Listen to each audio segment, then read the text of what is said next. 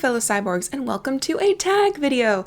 This is the Reader Problems tag. I was tagged by the hysterical and Canadian Jacob Tanner, and this was originally created by About to Read. I will link both of those videos down below. Question 1. You have 20,000 books on your TBR shelf. How do you choose what you read next? I don't have 20,000 books on my TBR, but as far as Goodreads is an account, I have over 500, 600, which may as well be 20,000. I mean, I suppose the key difference between that number is that chances are I will never be able to read 20,000 pieces of literature in my lifetime, but I most definitely can get through those 600. But I add things to my TBR almost daily, if not weekly, so I'm pretty sure I'm always going to have about 600 books on my TBR, no matter how many I've already read. So I may as well have those 20,000. I'm blathering, but I may as well have 20,000 on my TBR. So to answer your question is I pick what I'm in the mood for.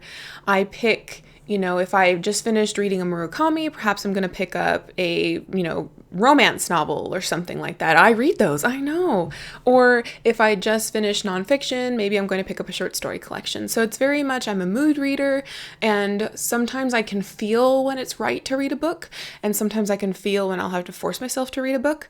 So normally I try to stick with what I feel is right as far as my mood and where I am in my life, rather than forcing myself to just read them. So that's how I would choose. Question 2. You are halfway through a book and not loving it. Do you commit or do you put it down?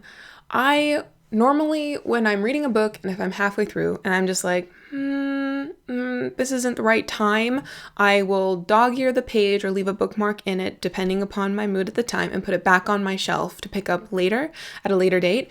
If I'm halfway through a book and I hate it, I will lem it. And that's my term. It's actually Sword and Laser's term for DNFing is lemming a book. So I will for sure lem that book and give it to Goodwill or trade it in at my used bookstore. I have no time for books that I despise.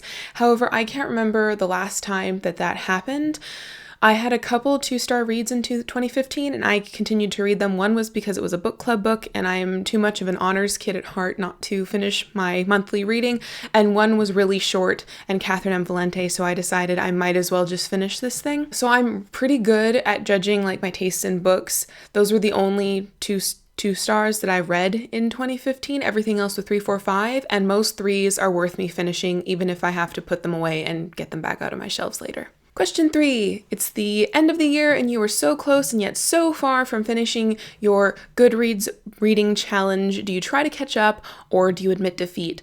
I would definitely admit defeat because by the time December rolls around, I'm normally by the 17th or 20th of December, I'm visiting home in California and I barely read anything while I'm there just because my time is taken up by visiting people and then doing stuff. And by the time I get home and in bed, I'm exhausted. So no, if by the end of November, if I was more than 5 books away from finishing, no way in heck, I'm just going to enjoy reading whatever I'm reading at the moment and be at peace with it. It's not that important. Question 4. The covers in your series do not match. How do you cope? I repeat the mantra to myself that it's the story, it's not the covering. But for instance, my Skullduggery Pleasant series, since they're not very well known in the States, you can't really get them, I have completely mismatched copies. My first copy is this small paperback, then book 2 is a hardcover, book 3 and 4 are small paperbacks, and then the rest of them are huge paperbacks.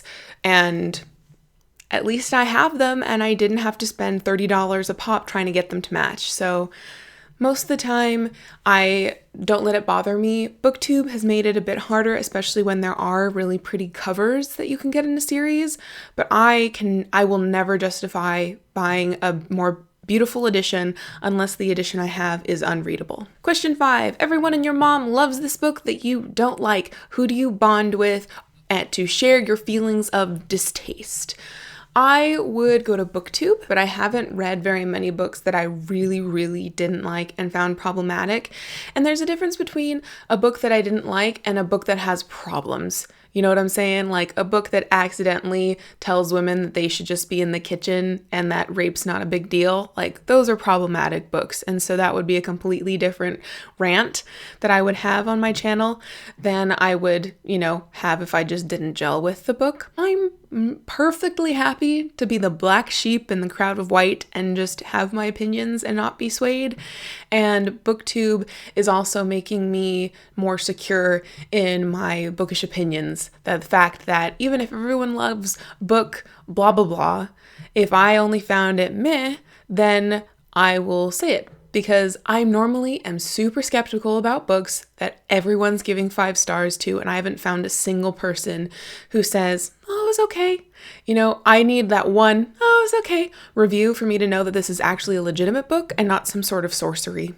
Question 6, you're reading in public and about to cry. What do you do? I don't do that.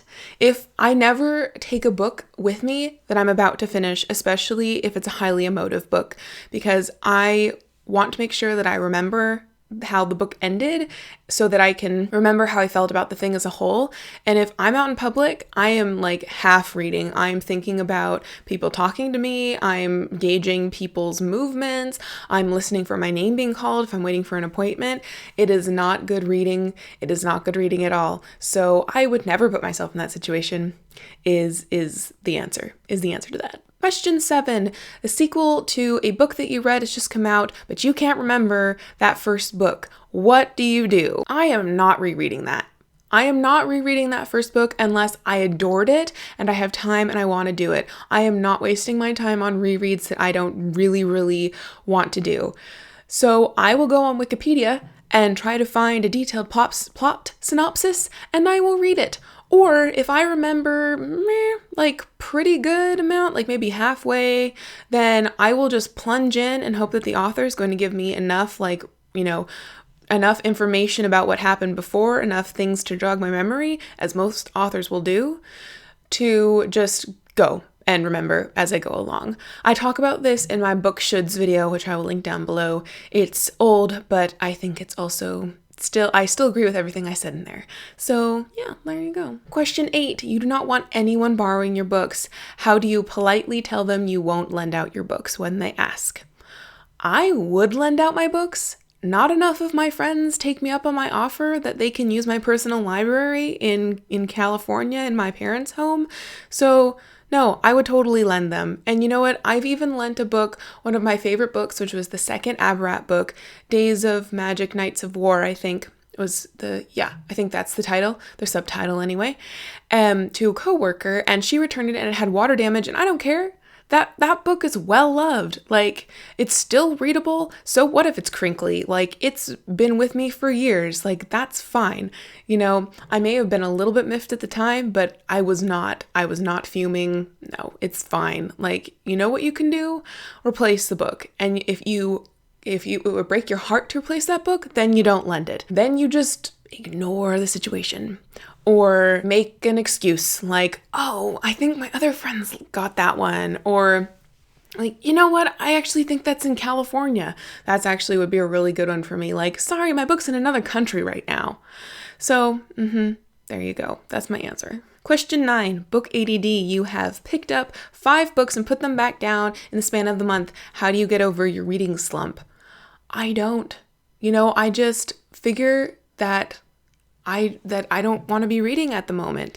I maybe peruse the shelves, see if nothing book maybe touch some spines, see if nothing calls to me, and if nothing calls to me, that's fine. I can still be a reader with other hobbies. I can still be a reader and not be reading with every free moment in time. And I don't think you have to prove your readership status in the club by any way. Like, you read the way that you want to. You read the way that'll bring you the most enjoyment. I mean, that's the point of reading, isn't it? Right? Is to gain enjoyment out of it. Don't make it a chore. Don't make it a slog. Give yourself a break and do something that you enjoy. And if that means binge watching Gilmore Girls or reality TV shows, I see no problem in that. Question 10. There are so many books coming out that are new that you want to buy, but how many do you actually buy? I don't buy any of them.